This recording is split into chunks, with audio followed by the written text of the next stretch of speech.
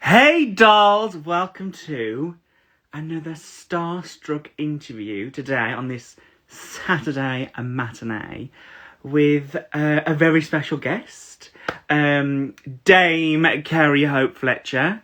I'm sure you're all aware of who she is and how wonderful she is, but today we'll be talking about all the things that she's done theatrically, and I want to know more about her.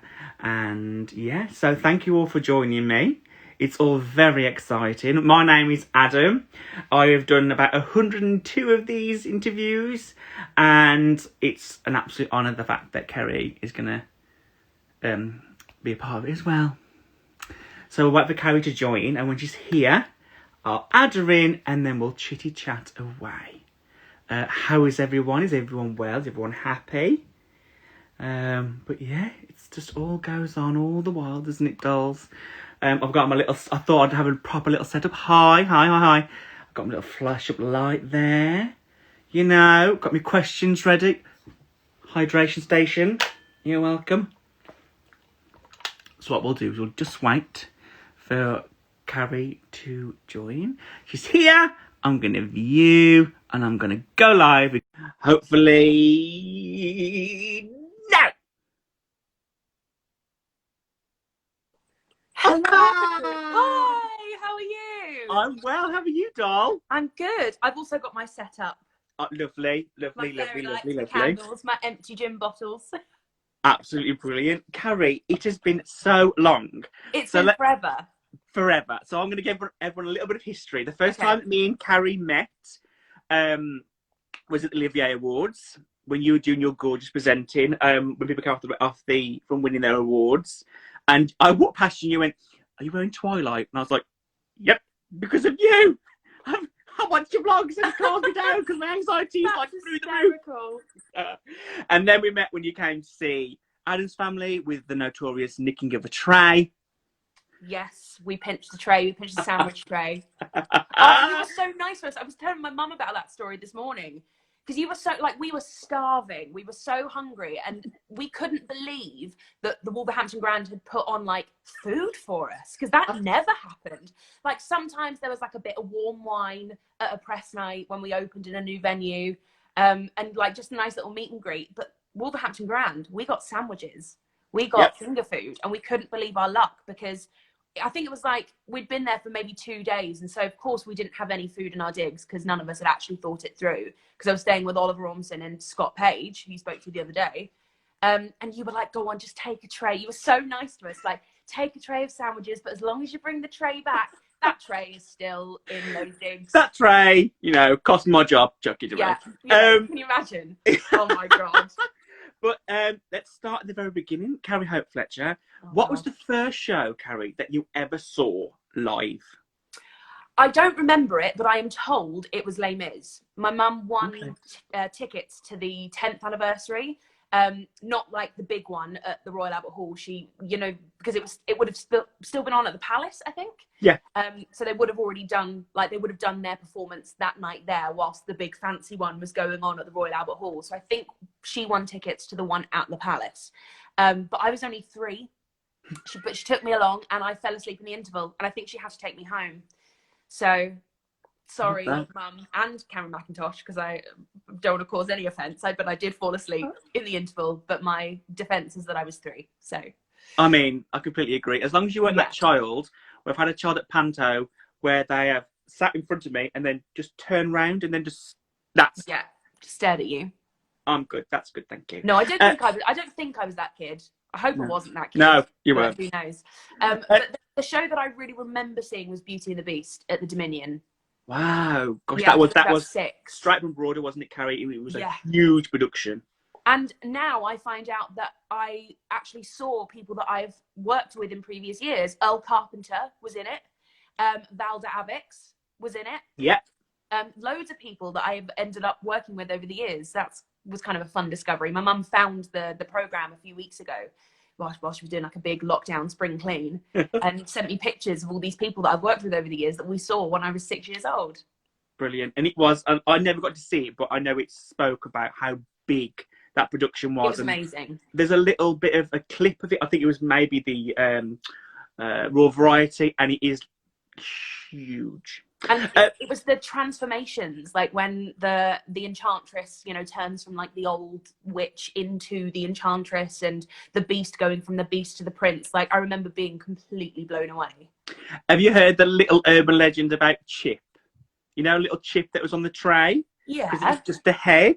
yeah. They did it on tour, and the gorgeous person playing Mrs. Potts didn't put the brake on, and Chip just went into the orchestra pit. I mean, it's bound to happen, isn't it? It is, baby. That is the danger of putting kids on wheels. Literally, Chip. Yeah. Carrie, what was do you remember the first time you held a room, when you, obviously being being in your family or being at school, where you held someone's attention? What did you do? What was your party trick? Oh my goodness. I remember my auntie always making me sing on my own whenever she came to visit. She'd be like, "Oh, sing it, go on, sing it." And I'd have to stand in the room. And it was quite reluctant as well, because I still hate doing stuff like that. I hate being sort of made the center of attention when I'm like not expecting it, or, you know, I'm not part of a production, when I'm, you know, not in a costume, and I don't have, I'm terrible at improvisation. I'm just not comfortable with it at all. So if someone goes, "Sing now, go," I'm like, ah. I hate it. So yeah, my auntie would always make me stand in the center of the room and sing on my own, like at her, a cappella as well. Terrible. I can imagine her dressed as like Mama Rose with like a pin curl. Sing out, my mum always tells me stories about how she used to do that, because she's the eldest. My mum's the middle child, and so this is her eldest sister. She used to tell me stories about how she used to make them come into her room, and she'd just go, "Sing," and like hands them music and just make them sing. Sing so for me. They got transferred onto me when I was a kid. Obviously, Carrie, you've had a professional jobs as a child, as an adult, but what was your first job? Was your first job chitty? No, my first job in the theatre was Les Mis. It was playing young Eponine. But before that, I did a Honey Nut Cheerios advert, hysterically, which you can find on YouTube. And I was playing Little Red Riding Hood. And basically the bee is trying to make me eat Honey Nut Cheerios. Oh, no, it's the wolf is trying to make me eat Honey Nut Cheerios. No, I can't remember what it is. It's something to do with Honey Nut Cheerios and Little Red Riding Hood and the wolf. No, that's it. It's like Little Red Riding Hood. It's the wolf, who was voiced by Kelsey Grammer. Pretty cool. I never got to meet him, but still really cool. He's doing the whole "all the better to eat you with," and then the bee comes in and tries to stop it and says, "Why don't you have a bowl of Honey Nut Cheerios instead of eating Little Red Riding Hood?" I think that's what it is. That's what it is. But it is on YouTube if you want to see it. Vaguely familiar. I mean, up until the age of like 15, 16, I was still getting like a payment every now and again, because they'd sold it to Czechoslovakia or somewhere like really random where you wouldn't expect me as a 5-year-old, when I was now like 16. Kind of like Joey with his blue lipstick. Like yeah, exactly. Carrie, the first show I ever saw you in properly, it was Chitty Chitty Bang Bang. First of all, I was really annoyed the fact that you weren't in a massive white dress, but that's my own burden. I know. That's my own burden.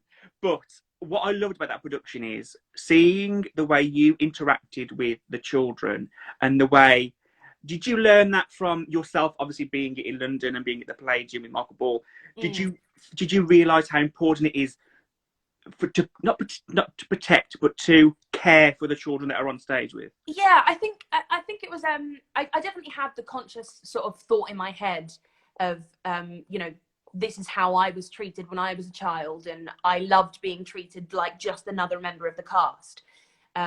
And so I think I had that conscious thought in my head to, you know, make sure these kids felt like they were, because I mean, in Chitty especially, they carry the show. Yeah. The whole show's about the kids and the car. Truly and Potts are kind of like side characters. The show is about the children and the car, and so they should be treated as such. They are the stars of the show, and it is a big ask of those kids as well. You know, they sang in the show more than I did. They had more lines in the show than I did.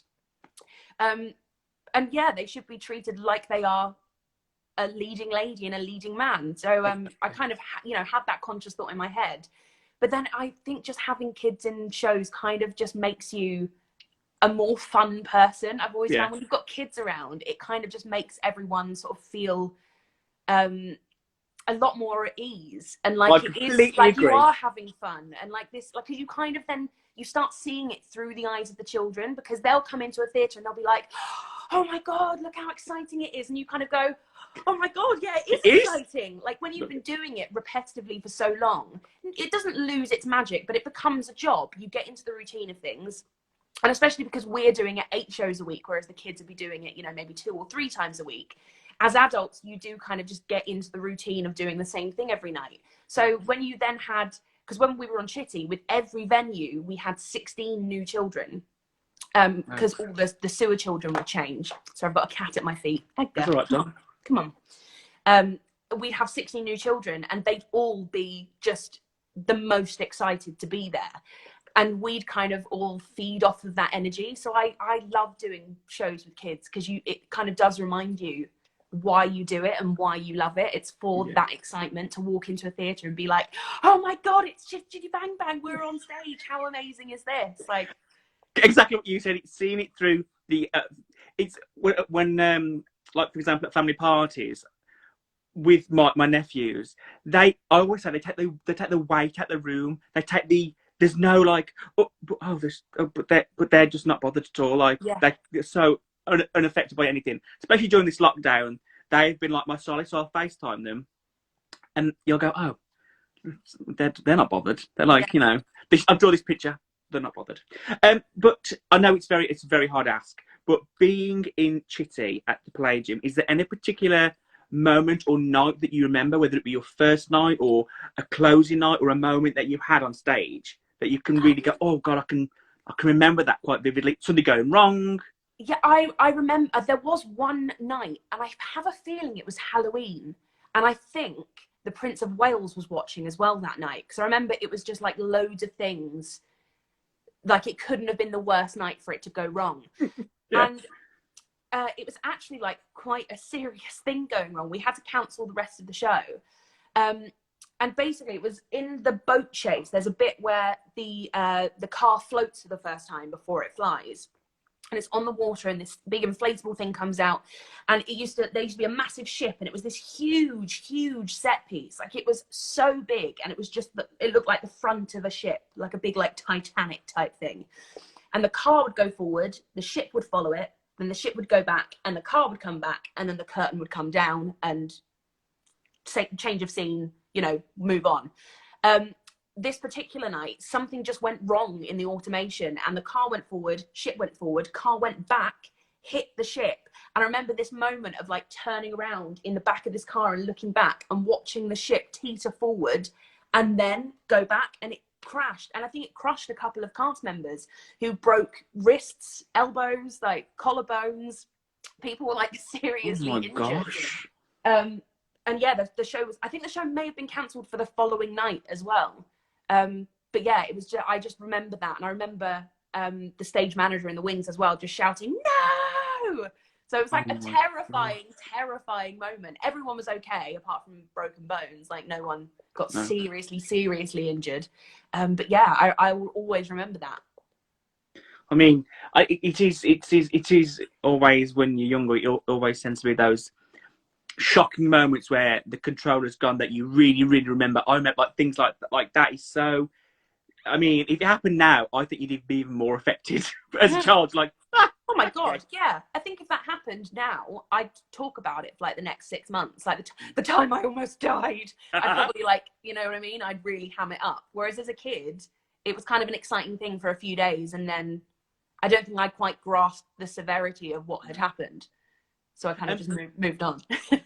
Just move on, Don. Move on. And going back into it, and going back into Chitty, were you trepidatious, or had truly been a role that you'd been on your radar, or?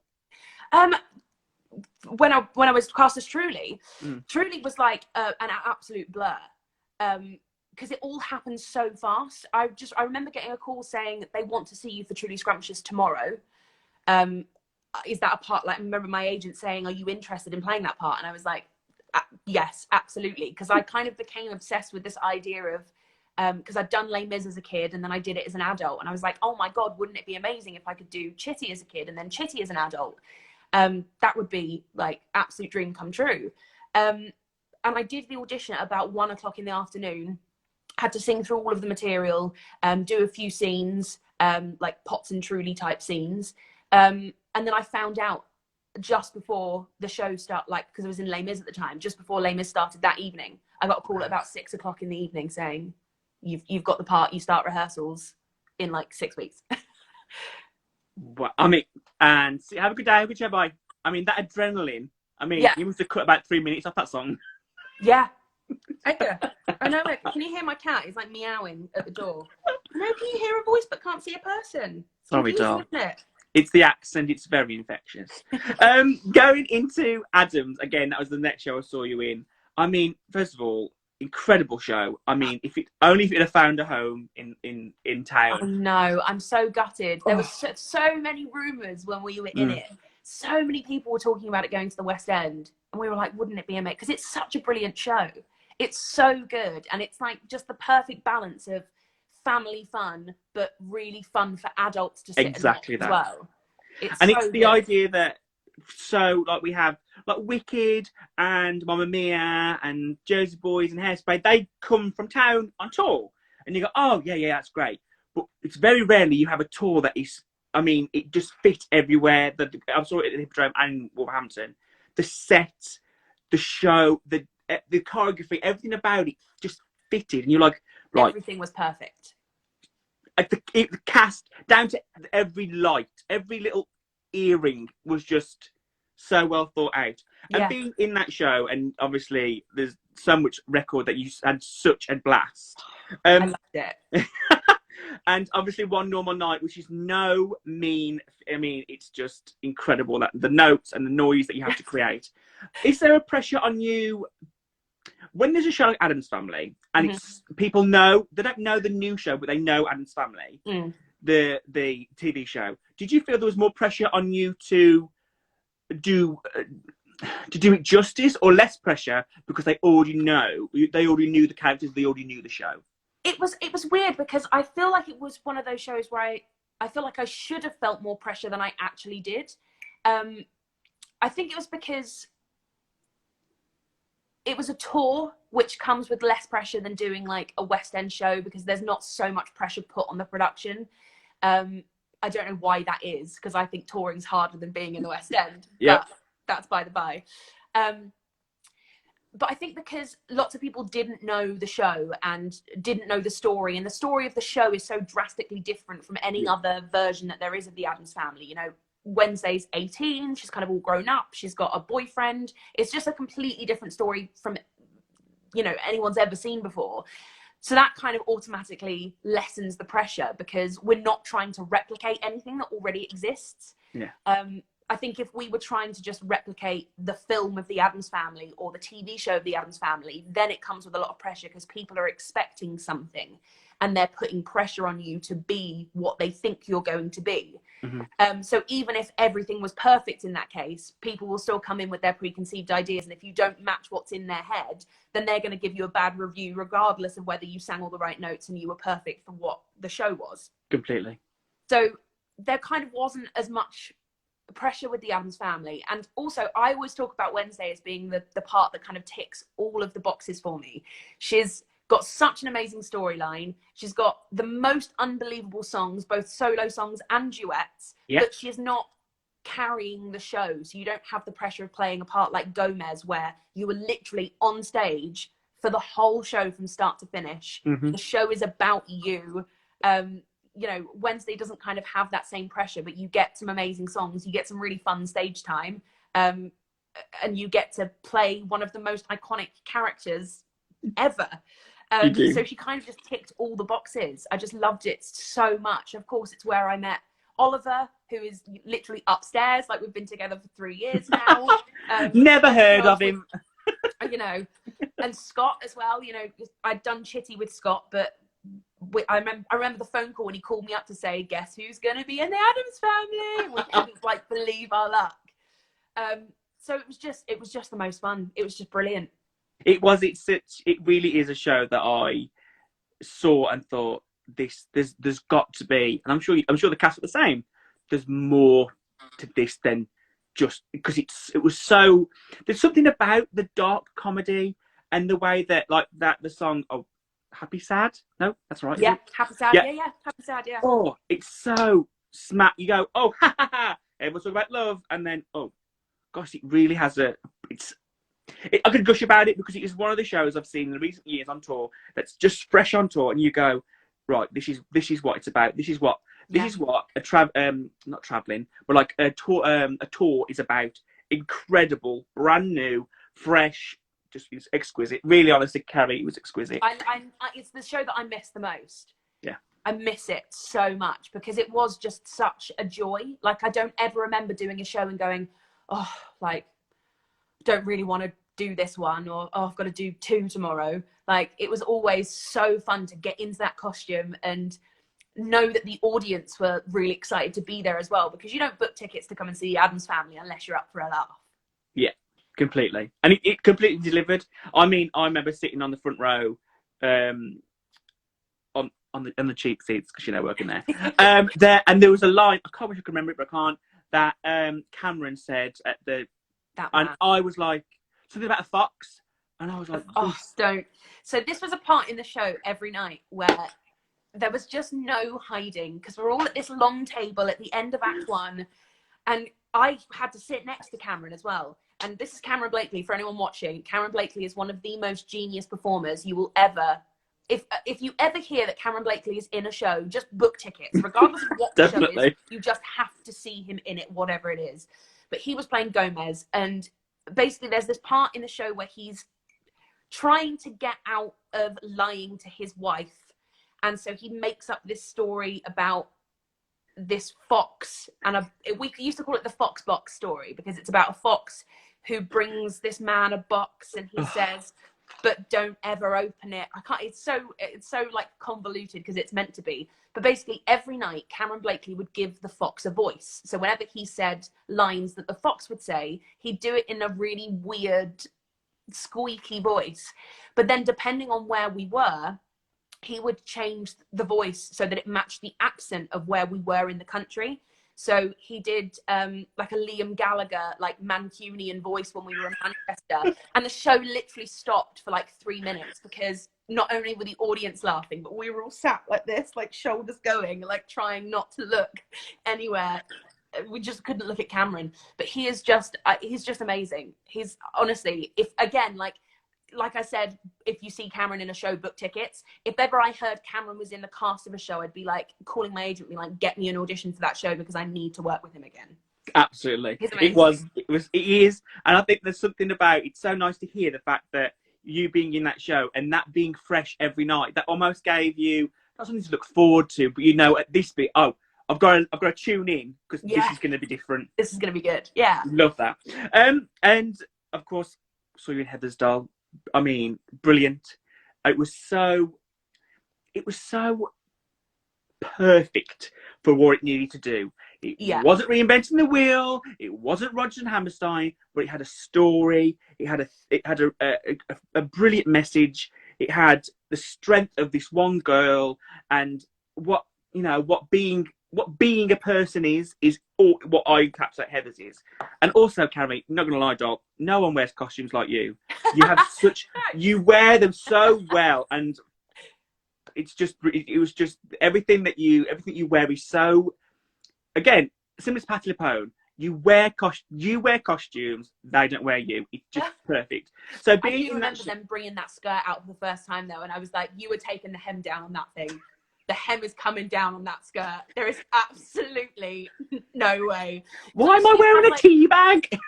Well, I was like, Jodie Steele, God love her, we are not the same size.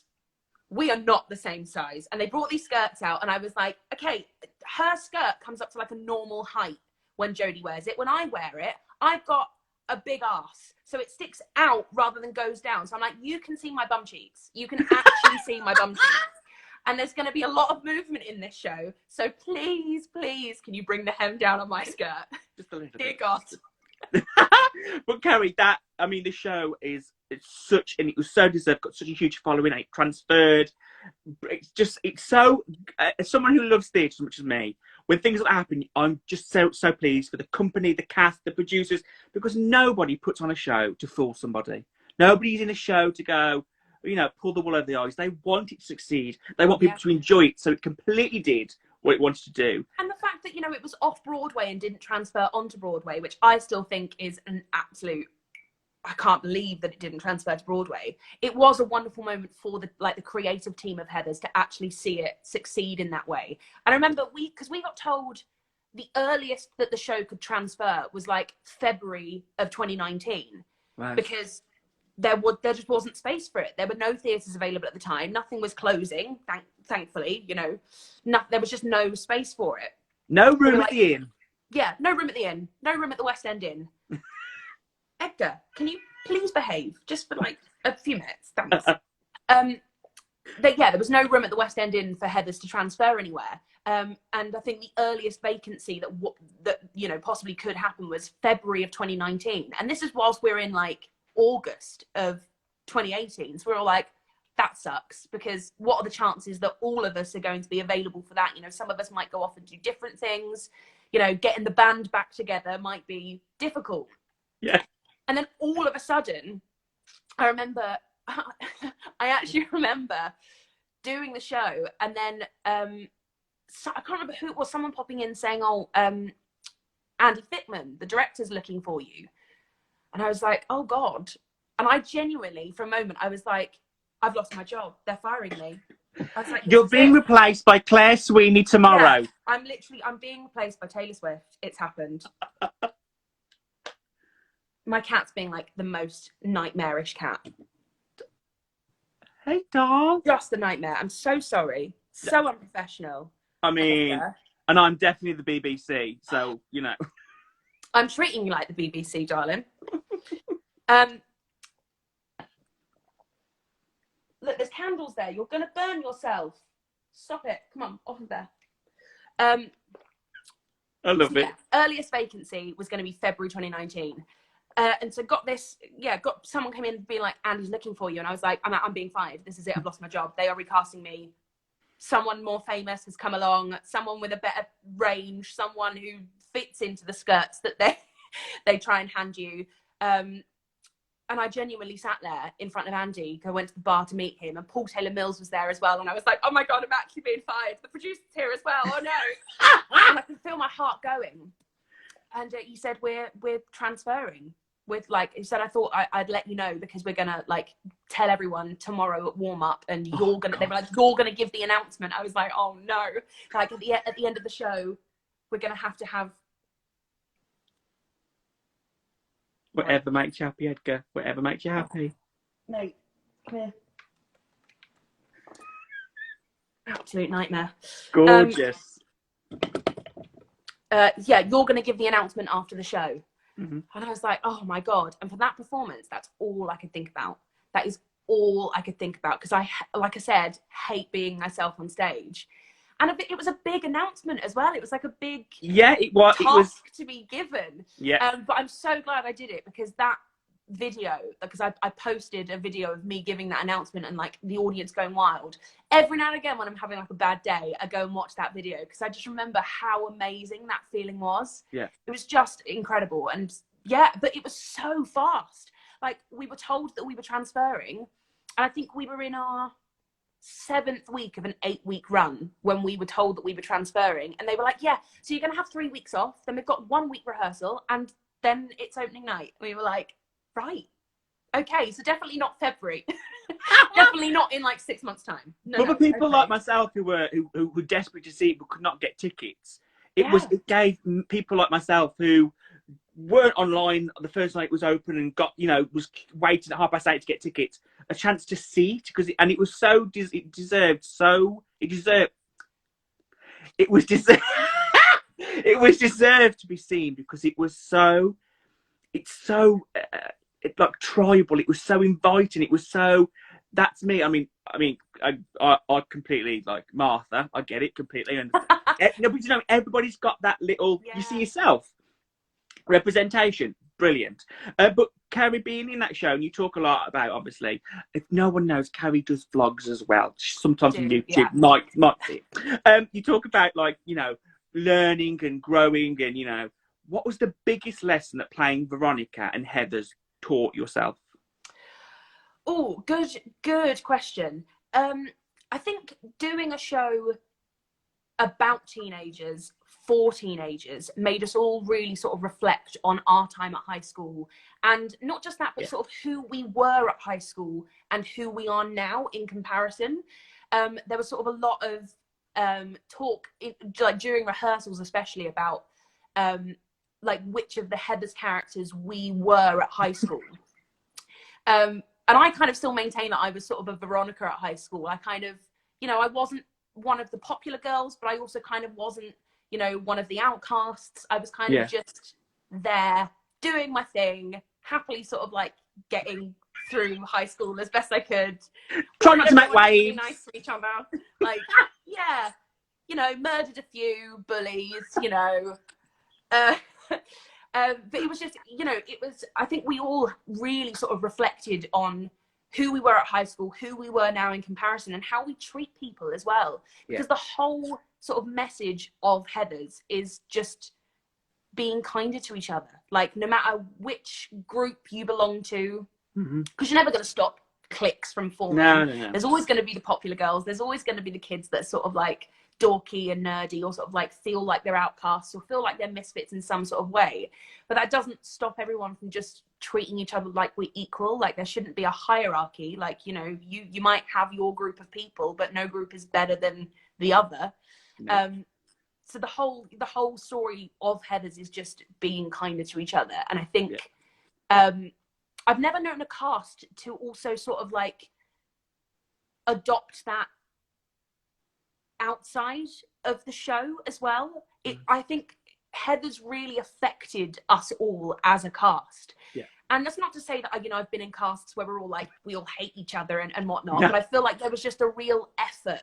Like, we all really, because we all kind of were playing these parts on stage, it was always in the back of our minds that that's the message. That's this is the message of the show, and therefore we, to represent the show, have to uphold that message no matter where we are and no matter who we're speaking to. And I think that all stemmed from our creative team as well. Like Andy Fickman, Kristen Fickman as well. He's really, There we are. Yeah, so you're back. Did you pause break? I'm here. The creative team, the creative team, it all really stemmed from them. They were so hardcore on like the message of Heathers and what it meant to be a Heather, and just the message of the show. And before every performance, Andy Fickman would have us all stand in a circle. We'd all like cross our arms and hold hands like this. And when he was there, he would always like give the speech, and it would always just be something like his line was always, "Every night is opening night." Like, you should always have that feeling and that buzz of opening night, no matter which performance it is. But he always just give us like a little boost, a little like pep talk. And then he'd count down from like 3, 2, 1, and then we'd all go, "Hey, yo, Westerberg." And that was a thing that we did before every single performance. There wasn't a single performance where we didn't do that. There were some times at Haymarket where like the stage was busy, and so I'd invite everyone into my room and we'd all do it in my dressing room. Like, there wasn't a single performance where we didn't do that. And I think that is so important. I think that was one of the things that really, it's just such a silly, like simple, small little thing that took all of like half a minute to do. But I think it helped bring us all together, and just to remind us, just to take that moment to sort of like look at everyone and just kind of take in, like, this is the team. This is us. And tonight we're going to go out there and do an amazing performance.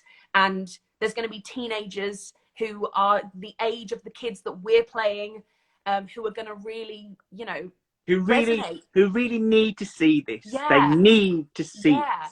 And so this isn't just another performance. This is a show that could potentially change someone's outlook for the rest of their lives. Completely. So, it was just a really nice, it was good to have that moment as a cast to sort of just remind each other why we were there, and that we're going out there as a unit, as a team, to put on a really good show. And I think that, again, that comes over the footlights. You felt a sense of community and strength, and it wasn't, obviously some of the subject matters are a bit deep and dark, but you still felt reassured because the cast was so solid. Nothing was fraught. It was just again another great thing that you were part of, Carrie. That should have had a longer life, but Yeah. And now we're going to play Cinderella doll. I mean, the Yeah. dream of dreams. I'm not going to ask you too much about it, but what I am going to ask you, Carrie Hope Fletcher, if you could describe, if I was I'm your fairy godmother, Okay. what would be your ideal, perfect ball gown dress? Oh, good question. My mind is instantly going green. I want it to be green. Yep. Green is my favourite colour. And yeah, just a big emerald green dress. Halter neck. I like a halter neck dress. Nice. And I love those dresses that kind of just come below the knee, but they're sort of like that shape to the bottom. Okay. Sort of like a square, so say the skirt's cut like a big square with a hole in the middle where my waist would go. Yeah, so then it's like got like apron. the corners. Yeah. Yeah. Something like that. But then I'd match it with like a massive pair of like big black chunky Doc Martens. And would you wear a tiara, a hairband? No. I think I'd say it's overkill. No, I wouldn't. Overkill. Perfect. Carrie Hope Fletcher. I love saying your full name. It rolls off the tongue. Also, I know. Everyone full names me all the time. I'm so sorry. I think it's because it's my own fault because everyone asks me whether Hope is like my real name, and it's genuinely my birth given name. But when I was a kid, you never say your middle name. You never give your full name. But for some reason, when I became an adult actor, I was like, I want the middle name in there. I think it's nice. I like it too much to leave it out. But now it means that everyone calls me Carrie Hope Fletcher instead of just Carrie. I think it's like a cadence. Carrie Hope Fletcher. It's got such a nice such a nice rhythm to it. You can't not. So when you're not working and creating, whether it be writing or running marathons and doing all the good stuff that you do, Carrie, and I think that for someone who I would say, especially my age group, is so well known and is so loved to do. What are you doing that face for? No, it makes me like proper cringe when people say stuff like that. It's just me not being able to take a compliment. Okay. Or it's just me I don't know, shying away from responsibility. Okay, well, just look away for a bit, play with your cat. So many people watch you all the time, and I'm like, oh no, don't remind me of that fact, so I'll just stop ever putting myself out there. No, as in your constant, kindness and always giving and always, if there's a good cause, you always promote it. That's what I'm trying to say. It's so refreshing to use your platform, not just for buy this lipstick, it's really good. It's like, you know what I mean? Do you need whiter teeth? No, it's that platform that you use for the greater good, and that is such a testament to yourself. But what do you do when you do nothing? What if I was to go do nothing? What would you do? It's a very good question.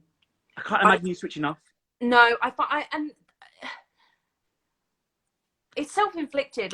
I've made it sound like, or I often make it sound like, oh God, I'm just so rushed off my feet. I'm just so busy. But then when I do have the opportunity just to sit and do nothing, I can't. No. I get bored too fast. So I have to be, doing something, even if it's just even if I'm not being physical, if my brain is switched on, then I'm happy. If I'm reading or even, but I was going to say, or I'm watching something, even when I'm watching something, I have to be doing something else. I can imagine. I just can't. I can't imagine Carrie Hope Fletcher on a flight. I don't. Do you know what? I love a flight. Oh, she loves a flight, babes. Love a flight. Oh my God, I absolutely love a flight because I feel like I'm forced to sit and do nothing. Yeah. Because I've got no option. I can't get up and go anywhere. Mm-hmm. So I'm like, oh, what a shame. I'm going to have to sit and watch 6 movies in a row. Oh, no. Oh, what a shame. Carrie, obviously you've got such a huge following when it comes to stage door, and you're writing back, and you used to have give out postcards and things. Was there anybody you ever wrote to, or did anybody show you, because Victoria Wood famously is so good at stage door, and that's because she met one of her idols and she learnt from her. Did you learn from somebody, or did being in Cheetah, did you watch people seeing Michael Ball or Emma? It's a really good question because I don't remember stage door as a kid at all. No, I don't remember. I think, do you know what I do? You've just brought this back to me. I have a memory. Yeah, you've literally just plucked this out of the depths of my brain. I remember being a kid at Stage Door, and I was in Chitty. And when I was a kid, I used to have really bright blonde hair. It was like so, like almost platinum blonde. It was so bright. And I remember standing at Stage Door, talking to my mum, who was talking to maybe one of the other parents of the kids. And I felt this tug, like I felt someone pull my hair. And bear in mind, I'm like 9. I'm like 9 years old. And I turned around and it was like a woman, like a grown woman. It wasn't like another child. It was a grown woman. And she went, "Oh, it's not a wig," and walked away. And I remember being so upset. And it was sort of like my first, like, I don't know. It was just my first sort of taste of someone treating an actor like they were a prop in a show, as opposed to like an actual human. And I don't know. I remember that happening, and I like, again, I was only 9 years old, so I will remember that for like, I've carried that with me. I'm now 28. It's been like 2 decades. Yeah. And I still remember that. And I think it was kind of just a lesson in what not to do at Stage Door and how not to treat people at Stage Door. And I think, I don't know, I'm not going to like say that, you know, is the reason that I, you know, treat people a certain way at Stage Door. But I think I do have that in the back of my mind. And I think also just hearing stories from other actors about, you know, like positive stories about how they've met someone at Stage Door and it's like, you know, changed their lives, or it was, you know, someone who, you know, has never been to the theatre before and they couldn't believe the fact that they got to meet the actor playing Valjean. And, you know, you just hear little stories like that and you're like, oh my God, it makes such a difference. It does. It makes such a difference. I mean, it's the same when you're like talking about working with kids. It's that same sort of principle. I mean, it's literally the same principle that you should just carry with you through life. It's just nice to be nice to people. It is. A little bit of kindness goes a long way. Yeah, and I think it's for someone who, like, from Wolverhampton, who went down to see Hairspray, and I remember so much, like, Leanne Jones making such a big deal of me being there, and the other cast members, and Charlotte Ryby and all that. I go, oh my God, that, to me, that made me happy for about 5 months. I was on cloud 9. So I love the fact that you have that ability to go, okay, well, obviously, you know, I'm going to give you my time, but also you've got that barrier there. I think it's just so clever. I think honestly, Carrie, it's hard. Of course it is. It's been if anyone has followed me for long enough, they will know that my relationship with Stage Door has been a tumultuous one. But I think the thing that I want to get across is that I do love Stage Door. I think it's such an amazing thing, as long as everyone treats it with the respect that it should be treated with. Completely. And, you know, actors should treat the audience with respect, and audience members should treat the actors with respect. You know, we're all people. The actors have just done a job, you know, you've just seen them do their job. So they're probably, you know, tired and, you know, want to get home. So there isn't time for a 20-minute chat, but you know, they'll be absolutely more than happy to stop and, you know, talk to you for a few minutes and ask you how you were and whether you enjoyed the show and whatnot. You know, there have been such amazing moments at Stage Door over my time in theatre. It's, you know. And also that's so cathartic for yourself, because you then get that back and you go, oh my, it must feel so wonderful. Like there's a podcast that RuPaul does, and he asks them, would you rather be a millionaire or famous? And I remember the one particular lady went, being famous is seeing someone see you and they say how much they adore you and how much they go away more excited. I just think it's such a lovely, it's like a little bit of happiness that you can give these people, and you give it tenfold. So congratulations, you, Carrie. Oh, what's your favourite motto or saying? I'm prepared for this question. Sorry, Tim. Tim. Oh my God, I can't think of one. I really like the saying, don't set yourself on fire to keep others warm. That's nice. Yeah, I put that one in a book because I loved it so much. I think it's such a good... There's one that you said, because obviously I've been doing my research, Doll, you know, this is thrown together. There was one that you said, people who say it can't be done when people are doing it. Yeah. Oh God. Yeah. What is it? That's not the quote, guys. People who say it can't be done should not interrupt those doing it. Boom. Beautiful. Love Absolutely that beautiful. one. Yeah, I think that's a really, really good one. We've had some people write in. Somebody called Scott Page says, Who? ask, Can never heard of him. Don't know who that Apparently, is. it's very good. Ask Carrie to tell you a little, very short sentence about the one drink wonder in Birmingham, where you were going to go home, but you went out for a big bender and was out till 5 o'clock. When was that? He said Wolverhampton or he said Birmingham or Newcastle because it was sparkling. It was Newcastle. It was Newcastle. It was Newcastle. It was Newcastle. So Scott Page is dangerous. He's a dangerous man. Dangerous man. And I don't often like go out for a big drink. You know, I'll go out for a couple and then I'll come home and, you know, sit and watch something on Netflix, have some food, have a shower, go to bed. Like, I'm very like old lady-ish. Not when I'm with Scott. I cannot say the words, I'll just go for one with Scott, because one turns into two, turns into four, turns into six, turns into coming home at 7 a.m. Literally. And there was this one night in Newcastle, I think it might have been his birthday. It was when we were on the Chitty tour. I feel like it could have been Scott's birthday. But it was one of those nights where I said, I'm just going to stay out for one. And then we ended up in a casino. And I remember coming out of the casino and being surprised that it was light out. Love that. I, to this day, don't know how I got back to my hotel. Second person to write in. Rebecca Locke. Yeah, don't know she is. Ask Carrie to tell you about the eating Baroccas. So we used to, I totally forgot about this. So we used to have Barocca Boosts, which are in like a little sachet, and they're like, they taste like sherbet. So instead of having like a Barocca that you dissolve in your drink and you end up having to drink a whole pint of water, it was just like a little sachet that you shove in your mouth, and we'd have it at like beginners, and we'd feel like it was sort of like a placebo effect. It probably did nothing, but it made us feel like, have my Barocca Boost, I'll get on with the show now.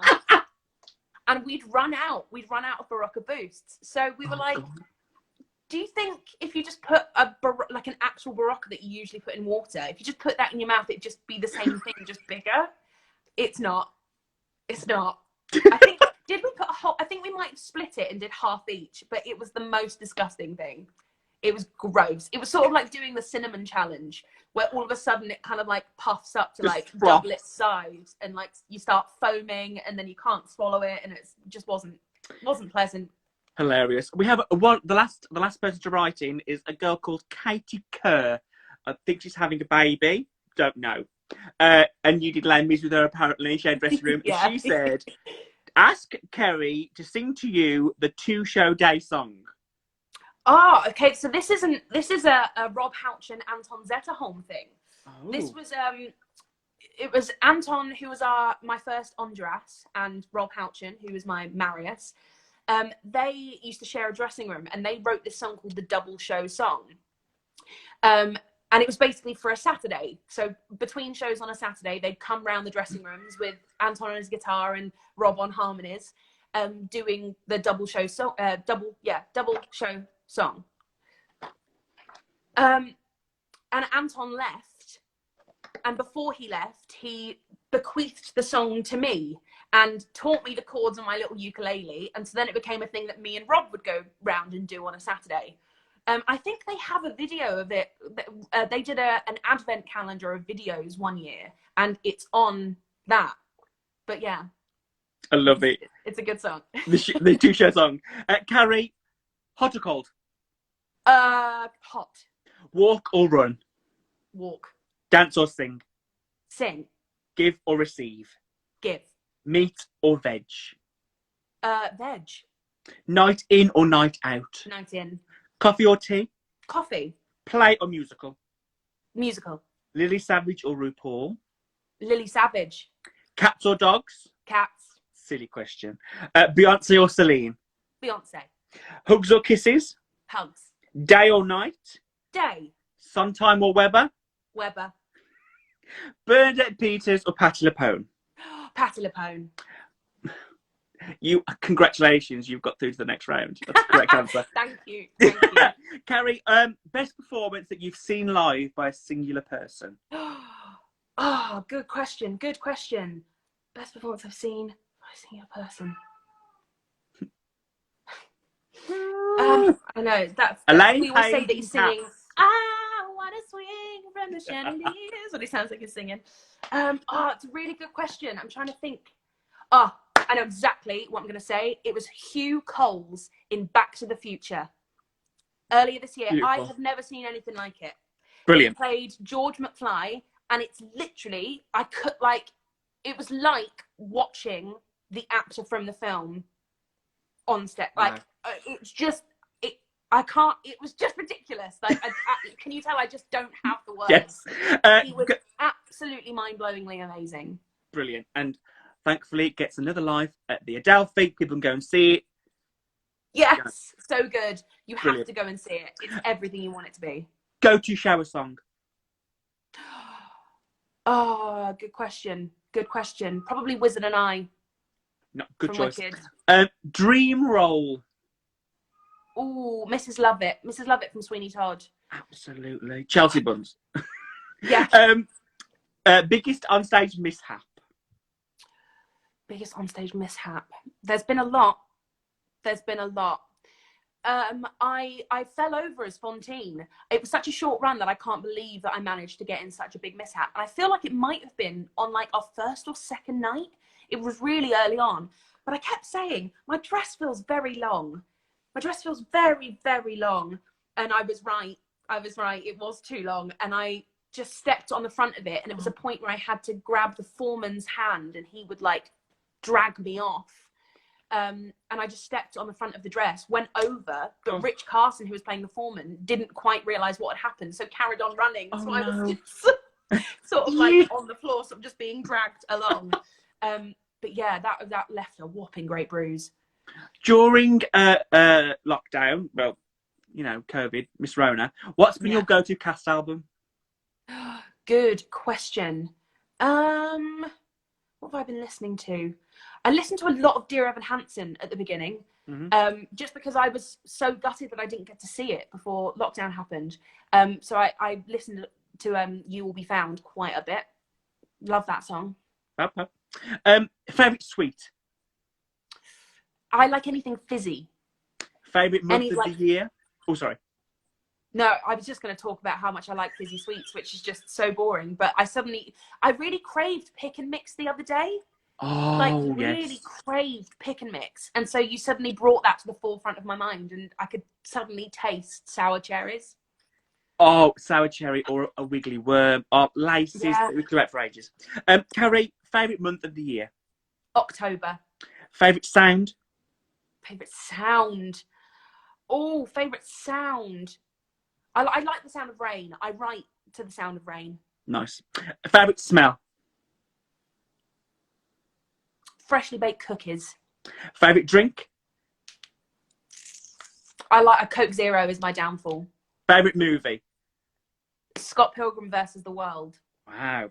Me and you in a time machine, Carrie, we can go to any show ever made, ever. West End, Broadway, or I'll say Los Angeles. Not Los Angeles, Las Vegas. What are we seeing? I actually have never seen Sweeney Todd, so I would love to see Michael Ball and Imelda. Oh my god, I can't. Okay, I told you. Yeah. It's catching to the screen. Yeah, it's literally catching. I'd love to see Michael Ball and Imelda Staunton in Sweeney Todd. Well, if you do that, I'll pick the matinee and we'll go and see Julie Andrews in My Fair Lady. Okay, deal. If you're going to a musical theatre fancy dress, what would you go dressed as? Good question. I feel like I'd want to. I think I'd go as Andras. I think. That's fine. Perfect. Yeah, I think Andras. Most unpopular musical theatre opinion.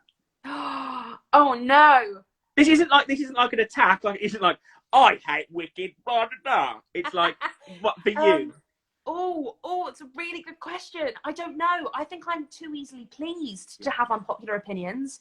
I think nothing bothers me enough to be controversial with an opinion. That's good. That's not me looking for like Okay, in fact, no, I don't think that is an unpopular opinion. You can just I say don't it. know. Okay. I don't think I have an unpopular opinion. I mean, a cup of joy, that is what she is. Best night you spent in a theatre, in the audience, and the best time you spent on stage? I think best time in an audience, I went to see Showstoppers at the Yes. at the other palace, and I just loved it. I think it's because I went in with like no expectations and just had the best time. Mm-hmm. Had the best time. What was the second half to that question? Best night on stage. On stage, probably opening night at the Haymarket of Heathers. Yeah, that was special. What show needs to be revived right now when Miss Rona leaves? I want Waitress back. I'm gutted that that's gone. Yeah. Gutted. Yeah. So gutted. I loved that show so much. It was a really good show. Did you get to see it, Carrie? I did, yeah. I saw it on press night with Catherine McPhee. Oh my god, I cannot speak. It's literally catching. It is catching. I want you to two questions before we finish. The first question is what I want to know how it felt to stand on that stage of Les Mis on the concert the first time on the first night that you were back after lockdown with that audience. What were you feeling? What did it smell like? How was it warm? And who were you? What can you remember about it? It was just pure joy. Like, I don't remember feeling nervous. I think it was all just so much excitement. We were just so excited to be back. I think we were also a little bit apprehensive of the fact that, we were at half capacity. There's only 50% of the audience there. Would it feel the same? Would they still enjoy it as much? Yeah. And also because all of the audience had masks as well, so we were like, would we be able to hear them if they're laughing at something or cheering or clapping or whatever? And we realized very, very quickly that it didn't matter, that we only had 50%. They sounded like 200%. Like, it really didn't matter. And yeah, I think everyone was just relieved. I think there was just a massive feeling of relief. Yeah. Everyone was just like, this is where we're meant to be. We're back.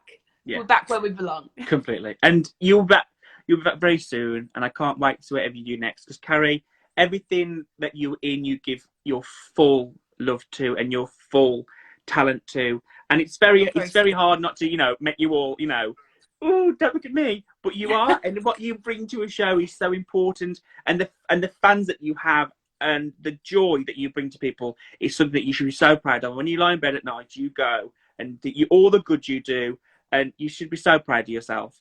And the last question to you, Carrie Hope Fletcher, off the television, is what would be the name of your autobiography?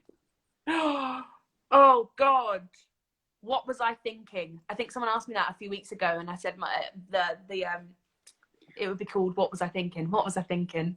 Well, I was thinking something like "Carried Away," but that's a little bit too cheeky, isn't it? Keep calm and carry on. There you go. Carrie Hope Fletcher.